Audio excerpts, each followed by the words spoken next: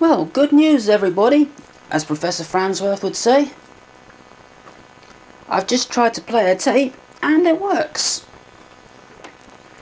For some reason I'm only getting mono sound, even though both channels are playing. I can hear them both, but they're coming out both the same on both the left headphone and the right headphone, so I'm not quite sure what's going on there. The meters are moving independently, so I know it's picking up in stereo. So I'm just going to have to find out what's causing that. And then I'll try to make a recording. Well, it just gets better and better. I've tested the line input and that works. I've tested the microphone input, that works. And I've also found out why I was only getting mono sound through the headphones. It was the headphones. This connector here was acting up. That's all it was. Sometimes the ground doesn't connect.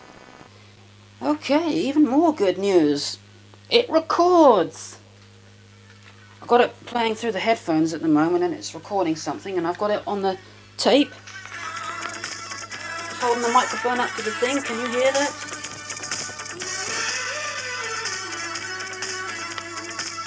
Yeah, it's a tie clip microphone, that's why it looks weird. I mean shirt clip microphone.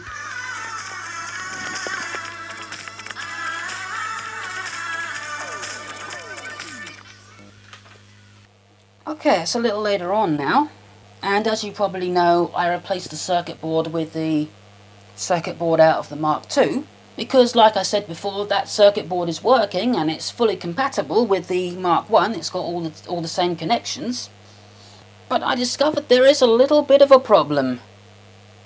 The recording part of that circuit board is going bad, so it's not making very good recordings. So what I decided to do is cut the circuit board from the Mark I and the Mark II in half and use the playback part of the Mark II, but use the recording part of the Mark I. The recording part of the Mark I circuit is the part that had the chip missing and the broken potentiometer, but I managed to fix that, and as I'm not using the playback part of the Mark I circuit, I could take a chip out of that and put it in here, and now it works absolutely perfectly. Another thing I did is change the way this thing powers on. Now normally the power switch turns everything on, and so does the tape sensor. So when the tape sensor is pulled up, that means everything is on, and to turn this thing off, the power switch has to be put into the shut-off position, and the tape sensor has to have dropped, which I think is a bit stupid. So I've done a little bit of rewiring, and now when the power switch is turned into the shut-off position, everything is turned off. And when the power switch is turned on, everything gets powered up apart from the motor.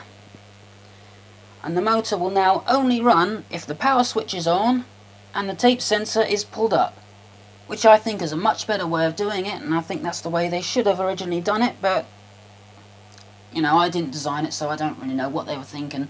I've also added a suppression capacitor here, so when the motor is turned on or off, there's no annoying clicks or pops or anything. And yes, I am going to insulate that before I put this all back together. Now, let's hear how this thing sounds.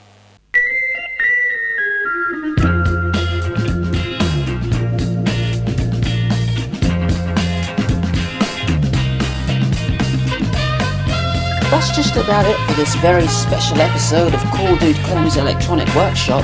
As you can see, or rather as you can hear, this thing is playing absolutely perfectly. This music was recorded on this reel-to-reel and is being played back by this reel-to-reel. And as you can hear, it sounds really good. I can't tell you the name because I've absolutely no idea what the song is called. I got it off another YouTube video, but all's well that ends well. That's what they say. I don't even know if I've said the right thing there, but that's it for Cool Dude Clem's Electronic Workshop for today.